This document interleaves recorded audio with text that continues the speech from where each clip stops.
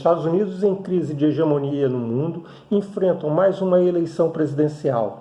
A extrema-direita, liderada por Trump, incompetente para enfrentar a pandemia, tem sua candidatura em risco ao ver o país superar a marca dos 200 mil mortos pelo Covid-19 e a crescente tensão racial. No outro extremo do planeta, Rússia e China se alinham, indicando a reordenação da geopolítica mundial. O risco de derrota eleitoral de Trump abala as bases políticas de seus aliados no mundo, como no Chile e no Brasil.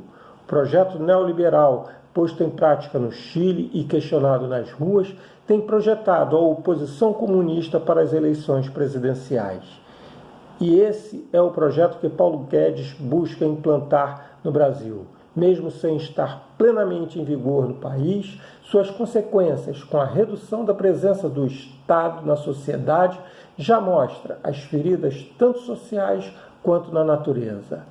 Algumas poucas vozes se levantam, mas convivem com a passividade da maioria da população que deposita na fé divina a solução de seus problemas terrenos.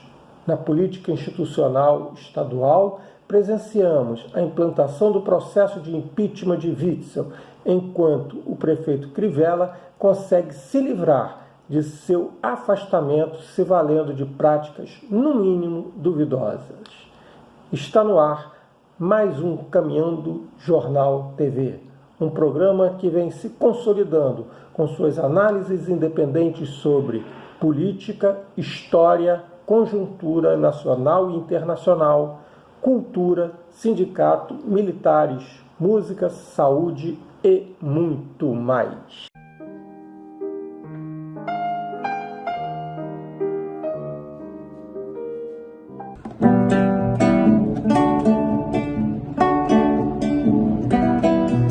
Caminhando e cantando e seguindo a canção, somos todos iguais, braços dados ou não, nas escolas, nas ruas, campos, construções, caminhando e cantando e seguindo a canção.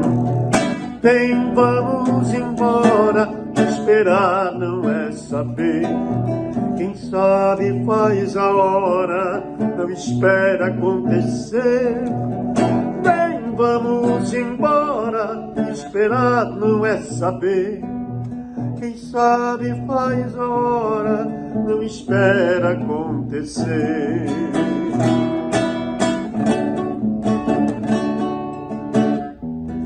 Pelos campos a fome em grandes plantações, pelas ruas marchando indecisos cordões, ainda fazem da flor seu mais forte refrão e acreditam nas flores vencendo o canhão. Vem, vamos embora, que esperar não é saber.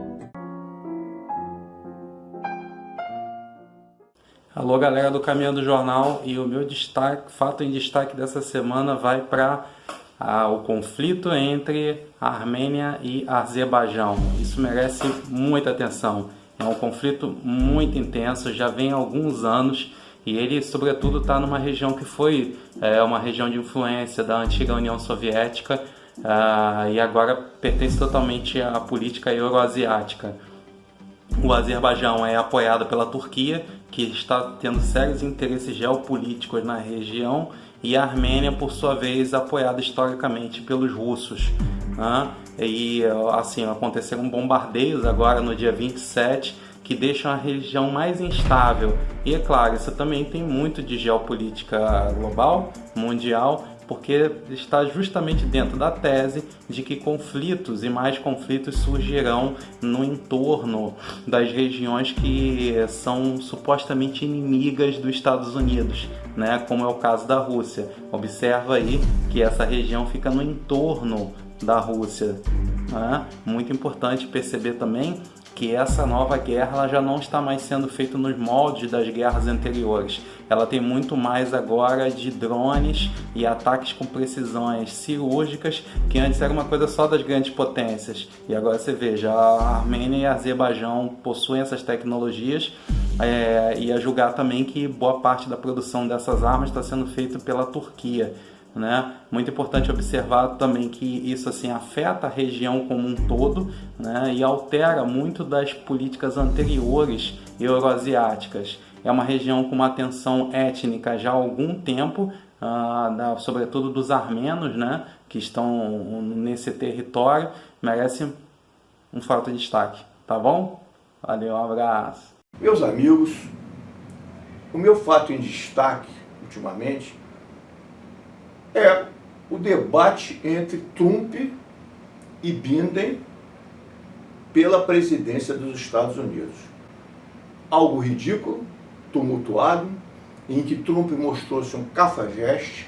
Injustiça seja feita, o Biden teve que agir também como tal, pois foi interrompido ele e o apresentador mais de 100 vezes. E para nós que assistimos daqui do Brasil, ficou algo truncado. Mas eu acho que isso aí, na verdade, isso aí corresponde ao contexto hoje interno dos Estados Unidos e dos Estados Unidos no mundo. O que eu quero dizer com isso? No mundo, os Estados Unidos se mostram um país desesperado, um Estado desesperado. O império do capital se mostra desesperado. Desesperado para quê e com quê? Em justificar e manter sua posição de primazia no mundo. E o que faz para isso? Justiça seja feita. São competentes. Bombas, sequestros, assassinatos, golpes como fizeram no Brasil, na Argentina, no Uruguai, há massacres na Guatemala e assim por diante no mundo todo, nas Filipinas, na Indonésia. Quer dizer, no seu desespero de manter a sua democracia falsa, que é uma plutocracia e tudo mais, o que faz? Massacres, violências e assassinatos, crimes com drones e assim por diante. Não só o presidente atual ou outros, mas Bush fazia isso, buscando petróleo, outros presidentes o fizeram, Obama fez isso com aquela cara de bonzinho, de organizado e tudo. Então isso revela, na verdade, um caos. E, internamente, muitos autores, inclusive Richard Kinney, já na década de 80, diziam que essa violência exterior dos Estados Unidos, ela coincide com uma violência interna.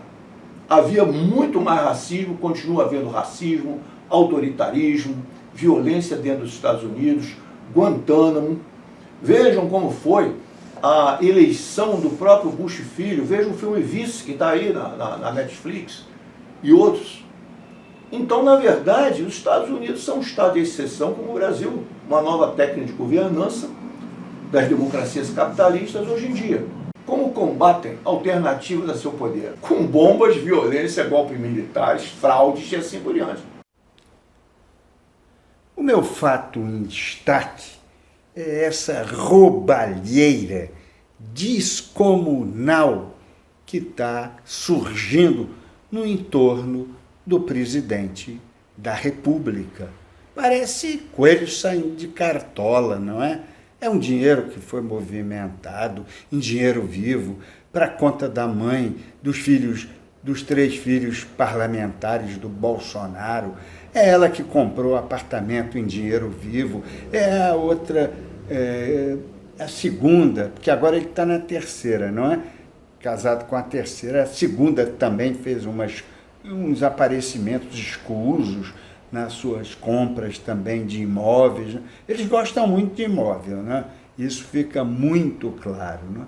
Essa outra aí virou a mulher 89, não é?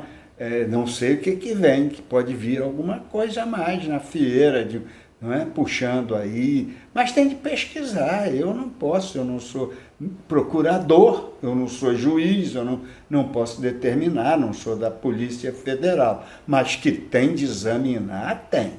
Esse é meu fato em destaque. Eu gostaria de trazer aqui uma discussão que muito me intriga, que é a falta dos transportes coletivos, dos ônibus, na Zona Oeste, Zona Norte do Rio de Janeiro, ou seja, no antigo subúrbio do Rio de Janeiro, né, como era considerado. Os nossos empresários de ônibus, que sempre foram ciosos por uma busca por lucros sempre extraordinários, eles simplesmente, de uns tempos para cá, aceitaram passivamente a retirada dos seus veículos, interrompendo linhas de ônibus que atendia a população pobre dessa cidade do Rio de Janeiro, simplesmente em nome da falta de segurança, da falta de lucratividade. Então nós vamos parar com os nossos negócios. Ora, venhamos e convenhamos, abriu-se o espaço para o transporte alternativo. O que está por trás disso? O que leva os empresários de ônibus, volto a afirmar, tão ansiosos pela busca dos lucros exorbitantes que sempre tiveram nessa cidade, né, a abrir mão dos seus negócios, né, abrindo espaço para o transporte alternativo. Eu trago essa questão para colocar uma pulga atrás da orelha da população, o que está por trás dessa atitude dos empresários de ônibus do Rio de Janeiro.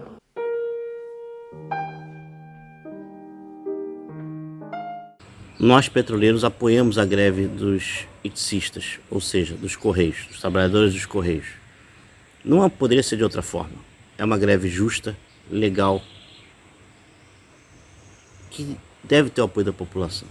Eles estão sofrendo muito, e já sofreram muito na mão do PMDB, na mão de outros partidos, agora do PSL também. E tem um general na presidência, que também atualmente quer entregar todo o correio para a Amazon e outras empresas internacionais de transporte, de carga, transporte de correspondência. Mas será que eles vão querer ficar em cidades com menos de 500 habitantes? Será que eles vão querer fazer correspondência bancária para essa cidade com menos de 500 habitantes, menos de 5.000 habitantes? Será que a Amazon vai prestar esse serviço que os Correios prestam hoje? Entregar onde ninguém quer ir? Pare e pense. Privatizar faz mal ao Brasil. Privatizar os Correios faz mal ao povo brasileiro. Vamos lutar. Sem luta não há conquista, não há glória.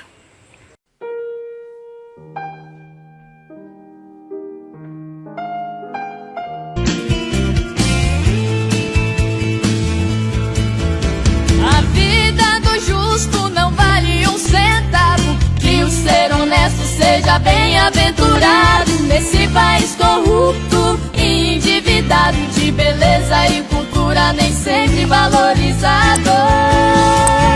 Cidadão levanta cedo para ver o seu salário ser roubado por pessoas que não fazem seu trabalho.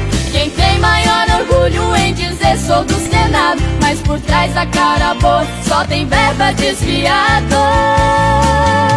O povo está cansado de aguentar todo esse peso, carregando nas costas quem devia estar preso. Para obter justiça veio o plano Lava Jato, condenando e punindo, nenhum será perdoado. Das escolas e hospitais o dinheiro é roubado pra encher conta bancária do político folgado. Resultado da ganância é a falta de recursos. A situação se torna insuportável para muitos.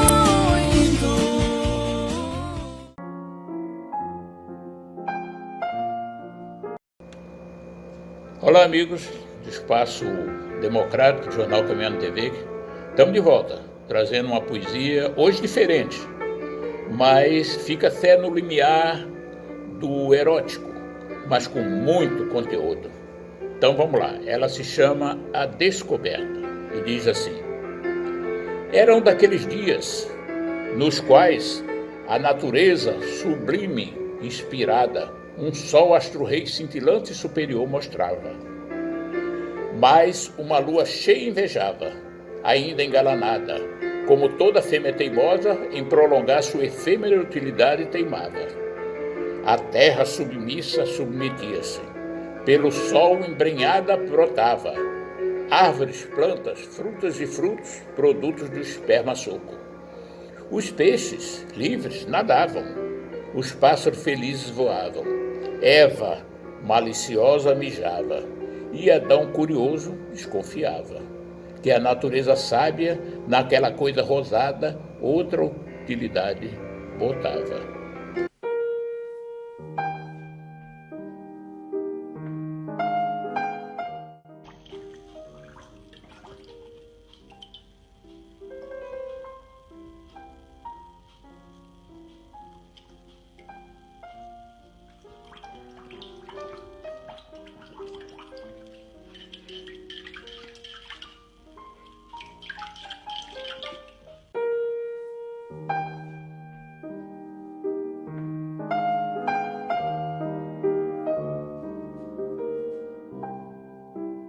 Fala rapaziada, caminhando no Jornal TV, canal do Montanha. Estamos aqui na cobertura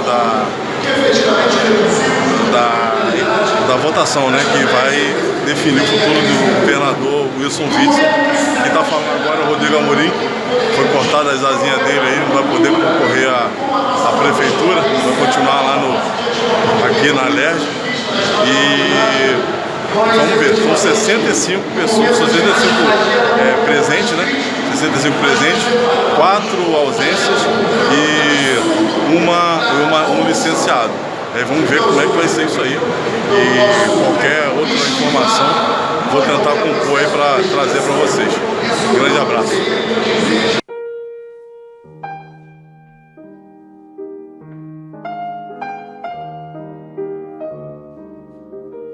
Sobre história e política, não é?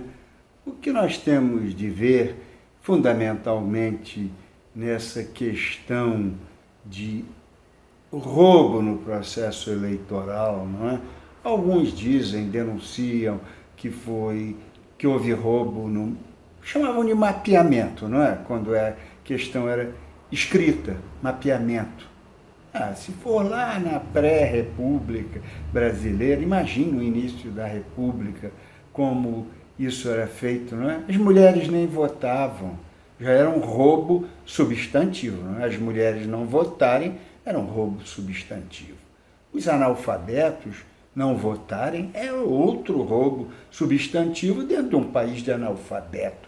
Imagine um país que tem mais mulheres e tem mais analfabeto, um monte de analfabeto rolando por aí. A pessoa impede as mulheres de expressarem seu voto e impede os analfabetos de se expressarem para exatamente avançar no processo educacional. Então isso daí já é uma coisa complicada. Agora viu o sistema das máquinas, também estão dizendo que está vendo, etc. Não é? Isso é uma coisa intrínseca a um sistema de uma composição política, não é? Mal educada, não é? Usurpadora dos interesses dos outros, um sistema, por si já um sistema capitalista, não é? Que vê exatamente na rapina a essência do seu processo. Essa é uma visão que eu tenho em relação a este mapeamento, roubo, o nome que inventem. É o próprio sistema que utiliza os mecanismos de convencimento através dos mecanismos telemáticos e do sistema de informação, já fazendo fake news. Isso tudo é roubo no processo eleitoral, né? Vejam bem, primeiro, as eleições são muito importantes. Elas são uma conquista popular que custou muitas lutas e muitas vidas. Segundo, é um fato que o Brasil tem uma tradição de fraudes eleitorais. Para não falarmos de antes da República, mencionemos a partir de 1889 da República.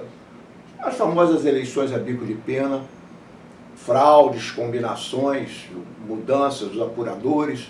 Depois nós tivemos a Revolução de 30, que teve uma das causas isso, ditadura militar, 37, 45, uma volta à democracia, e logo em seguida, no meio de toda essa conturbação que tem sido a República Brasileira, nós tivemos, na década de 60 já, o IBAD, até um livro, IBAD, Siga da Corrupção, de Eloy Dutra, o IPES e outros, em pleno assalto às urnas.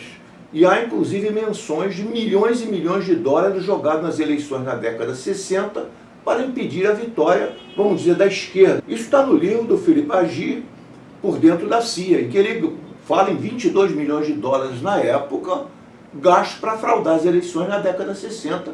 Em 1982, voltou-se a democracia, estava se voltando, 85 e tal.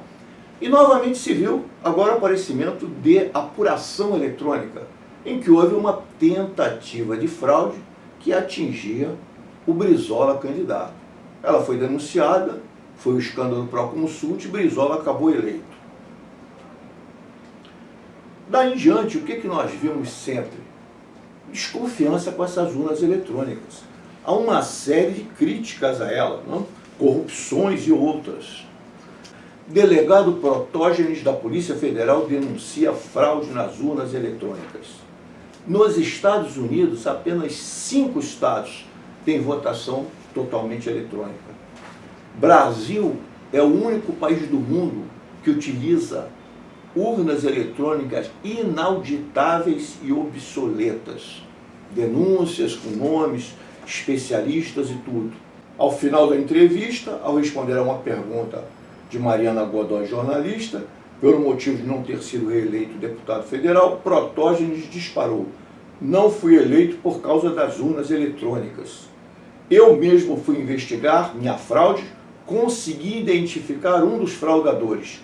Denunciei, ele admitiu a fraude feita em ambiente de empresa que é responsável pelo software das urnas. Falou em detalhes como fraudou a minha e outras eleições. Toffoli descreveu um cenário sombrio. Lembrou que o então comandante do Exército, o general Vilas Boas, tinha 300 mil homens armados que majoritariamente apoiavam a candidatura de Bolsonaro. Por sua vez, o candidato e seus seguidores, incluídos os militares, colocavam sob suspeita a lisura do processo eleitoral, em especial as urnas eletrônicas. O TSE, portanto, deveria ser claro e firme em seus posicionamentos. Era preciso demonstrar o perfeito funcionamento das instituições. Isso se deu a 5 dias do segundo turno das eleições para presidente da República. De um Brizola a um Bolsonaro, todos duvidam das urnas eletrônicas. O processo político legal no Brasil sempre foi marcado pela exclusão da classe popular, mesmo antes do advento da República. Então, o que nós presenciamos foi justamente com a República, por exemplo, você tem a eleição de bico de pena, você tem o clientelismo, curral eleitoral, tal, mas a classe popular em si, ela não se via envolvida nesse processo. Então, só aí já traz um grande problema para o projeto democrático brasileiro. Ou seja, os pobres não participam. Os analfabetos, muito menos. Tá? Os analfabetos só vão ter o direito de participar do processo político legal a partir de 1988. Ou seja, eles eles tinham o direito e a obrigação de participar da construção da riqueza nacional. Entretanto, eles eram impedidos de participar do processo político legal. Portanto, isso é um jogo montado pela elite, um jogo com as regras montadas pela elite dirigente, de modo que os seus interesses sejam eles sempre preservados, os seus privilégios de classe sejam eles sempre preservados. Portanto, discutir se se as urnas eletrônicas elas são confiáveis, se o voto impresso é confiável, isso, no meu ponto de vista, é uma questão secundária, porque o próprio processo político ele está montado de modo a garantir os privilégios dessa elite, os privilégios dessa classe dominante. Alô, amigos do Caminhando Jornal da TV Comunitária do Rio de Janeiro. Esta canção eu fiz com meu parceiro Landos, Arrasta-Pé, que fala da nossa terra de Santa Catarina. Pra dançar o arrasta-pé, muito longe eu viajava, e às vezes lá chegava antes do anoitecer. Dizia aos meus amigos, tragam as suas meninas, pois em Santa Catarina, quando a festa é pra valer, o baile está começando, venham todos, vamos dançar, que o tocador está contente, vamos minha gente até o sol raiar.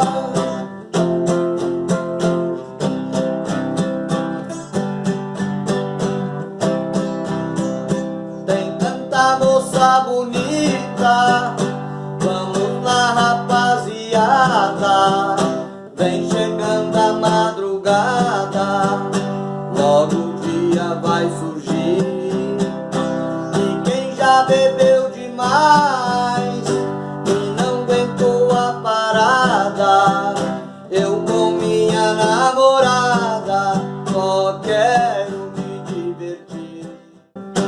Um grande abraço e até breve. Eu tenho colocado algumas questões, vamos colocar uma delas. Nós falamos em democracia, eu falei várias vezes sobre democracia, mostrando que é um processo, etc. Mas a pergunta central é, existe democracia no Brasil? Existe democracia nos Estados Unidos? Na verdade, nós temos uma plutocracia, um governo dos ricos e oligárquica, que é a oligarquia financeira que controla esse governo dos ricos no Brasil. E ali vamos para uma série de outros problemas. Por exemplo, temos um regime totalmente democrático, como funciona isso? Estamos num estado de exceção, que é uma nova técnica de governança das democracias ocidentais. O Agamben colocou isso maravilhosamente no livro Estado de Exceção, e eu tenho insistido nisso. Ou seja, através de interpretações jurídicas, zonas cinzas do direito, manipulações por fações jurídicas majoritárias num certo momento, interpreta-se a lei, distorce-se e supera situações críticas, aparentemente sem ter crise alguma. Então, esse Estado, nos Estados Unidos funciona. A base de Guantánamo, nos Estados Unidos, esse filme do Adam McKay, que é O Vice, vocês podem encontrar no Netflix, na televisão, aí, O Vice, mostra como a guerra do Iraque foi feita totalmente através de interpretações, jogadas jurídicas, totalmente fora da legislação americana e feita através de interpretações e manobras. Então nós temos no Brasil o problema do artigo 142, que dá aos militares uma série de poderes, ou poderia dar, dificulta a sua interpretação, que é uma questão que vem desde a Constituinte, já o próprio Luiz Carlos Prestes tinha denunciado. Nós temos a questão da escolha dos ministros do Supremo Tribunal Federal. Quer dizer, ela é feita e aprovada por um parlamento, por órgãos, Senado, etc., etc., que são indicados pelo presidente da República, porque ele indica ministros, ele tem todo um poder de cargos em que vai aprovar esse tipo de indicação. A indicação do Procurador-Geral da República, como está se vendo os problemas causados ali agora, a situação dos juízes brasileiros com garantias absurdas. Nós estamos vendo nas cortes comuns verdadeiros absurdos, volta e meia se vê, dos juízes. No Supremo mesmo, até a pessoa comum nota que tem algo errado naquilo tudo.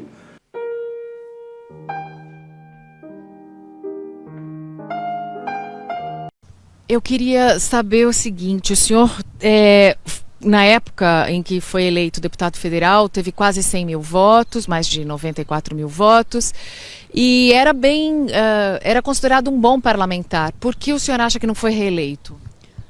Fraude nas urnas eletrônicas. Sério? Sério. Fraudes, inclusive, isso dito logo depois, após o resultado ser proclamado, várias pessoas que dizem até que isso é conversa de parlamentar perdedor, né? De que fica dizendo que fulano votou, não votou, mas muitas pessoas confirmaram que votaram em mim e o voto não apareceu na urna. Eu não me dei por satisfeito com aquela situação, me dirigi na época ao doutor André, que era o Procurador-Geral da República, ao doutor Pedro Barbosa Pereira Neto, com meus mapas eleitorais, analisamos nós três no gabinete da Procuradoria Regional da República e nós três ficamos assustados com as coincidências de urnas com 0 voto, aonde tinham eleitores que tinham votado, tinha que ter pelo menos um voto, tinha 0 voto. E muitas urnas, né? Então o trabalho não foi bem feito de fraude, porque a fraude foi estampada. Imediatamente o Procurador Regional da República, o doutor André, de uma forma competente, chegamos à conclusão que tinha que fazer uma representação de fraude. À época, ao presidente, que era o Dias Toffoli, ministro Dias Toffoli do Tribunal Superior Eleitoral, e essa representação ficou tramitando. Eu retornei à Polícia Federal em fevereiro de 2015, com o encerramento do meu mandato, e eu mesmo fui investigar a minha fraude, né? E consegui identificar um dos fraudadores, denunciei isso ao Ministério Público Regional Eleitoral. Ele admite a fraude? Ele admite a fraude foi feita pela empresa na época em ambiente da Diebold, que é a empresa que fabrica as urnas eletrônicas, que é responsável pelo software das urnas eletrônicas. Ele é um dos técnicos engenheiros operacionais, é um técnico de Osasco, inclusive, e ele falou em detalhes como fraudou a minha eleição e como fraudou outras eleições.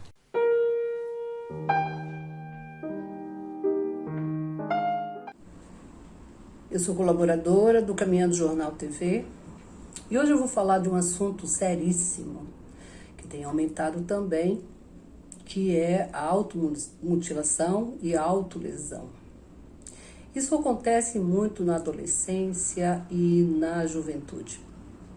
Isso também desencadeia as doenças de transtornos mentais associadas, que é a anorexia e a bulimia. Por que, então, os jovens e os adolescentes cometem esse ato, têm esse comportamento de autolesão, automutilação? É um estudo muito amplo, mas eles dão sinais quando estão depressivos, quando eles estão em isolamento, quando eles sofrem bullying na escola. E então, o que é o ato de se autolesar, se automutilar? É para aliviar a dor. Ele pode ser através de um corte, através de roer a unha até sangrar e puxar os cabelos, arrancar os cabelos. Eles usam essa estratégia para aliviar a dor emocional, trazendo para a dor física. Isso causa um alívio, mas é um alívio muito imediato. E o grande problema de tudo isso é que vira uma repetição. porque ele se alivia, mas depois os sintomas de tristeza, de depressão voltam. Então, ele de novo comete e isso vai fazendo cicatrizes no seu corpo. E eles escondem dos pais. Como é que os pais podem ficar atentos?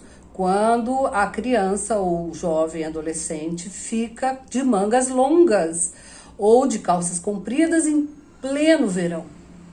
Eles prejudicam uma saúde mental se autopunindo, se autolesando. Como eu disse, uma conversa bastante ampla, mas eu gostaria de deixar apontado a necessidade de ficar observando o comportamento desses jovens que ficam isolados em seus quartos, que ficam mostrando para os seus pais e cuidadores, dando esses sinais. Eles estão pedindo ajuda, não é para chamar atenção. Eles estão pedindo ajuda. Só que o meio deles usarem é essa linguagem de autopunição. Vamos olhar para isso?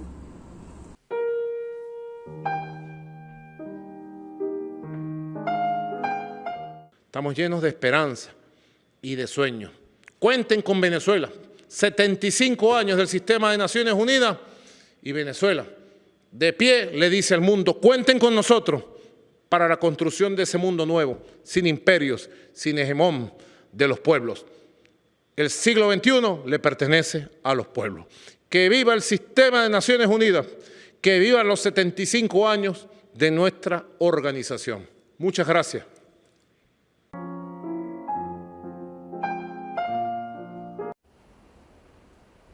Os militares, eles prestam juramento à bandeira, não é?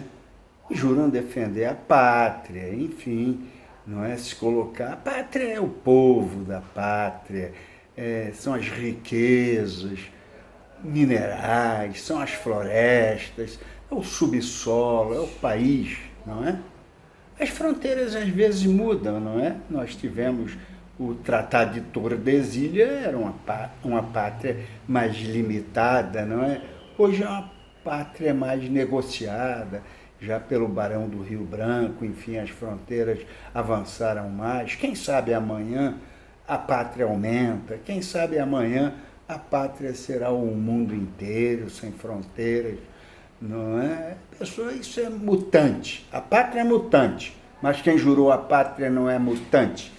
Esses militares, generais principalmente, que fazem parte do governo desse capitão Bolsonaro, estão junto com ele, não é? Traindo a pátria, a bandeira que juraram defender, não é? Entregando o Brasil ao Império Norte-Americano sob o comando desse camelô internacional que é o ministro Paulo Guedes.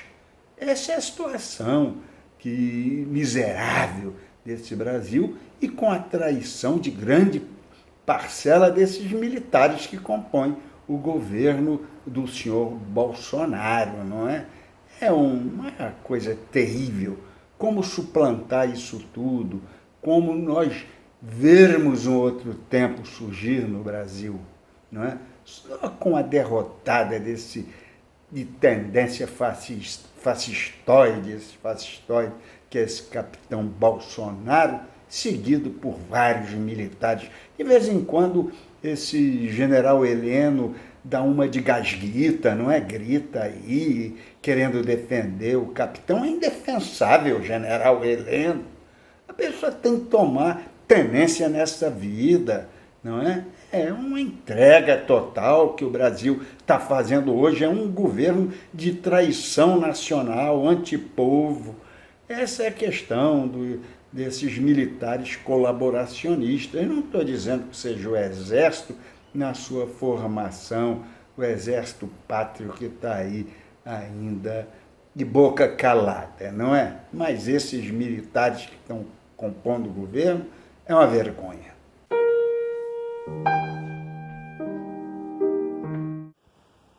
Alô, galera do Caminhando Jornal. A minha dica é a formação de clubes de livro, clubes de leitura. Sempre muito interessante. E muito interessante também porque possui uma grande conexão com a internet, inclusive lives de leitura que você não se sente lendo sozinho, e ali pode estar trocando informações com as pessoas que estão lendo outros livros. E, sobretudo, tentar juntar grupos na internet que se interessem por determinadas leituras, né? E socializar esse conhecimento. Isso já é possível e torna a leitura muito menos solitária, né? Observa aí que algumas empresas já vendem esses pacotes, que você entra e aí eles possuem lá uma assinatura, você recebe os livros em casa e pode discutir sobre aquilo. Fortalecendo esses clubes de leitura e também aplicativos de trocas de livros, né? Você pode também trocar livros na internet, receber, enviar, enfim, a solidarização e a socialização do conhecimento é uma coisa que merece uma grande dica. Busque na internet, isso já existe, mas você também pode formar o seu, tá bom? A vida é o dever que nós trouxemos para fazer em casa. Quando se vê, já são 6 horas. Quando se vê, já é sexta-feira. Quando se vê, já é Natal. Quando se vê, terminou o ano. E quando se vê, perdemos o amor de nossa vida. Quando se vê, passaram-se 50 anos. Agora é tarde demais para ser reprovado. Se me fosse dado um dia, outra oportunidade, eu nem olhava o relógio. Seguiria sempre em frente e ia jogando pelo caminho a casca dourada e inútil das horas. Mário Quintana, O Tempo.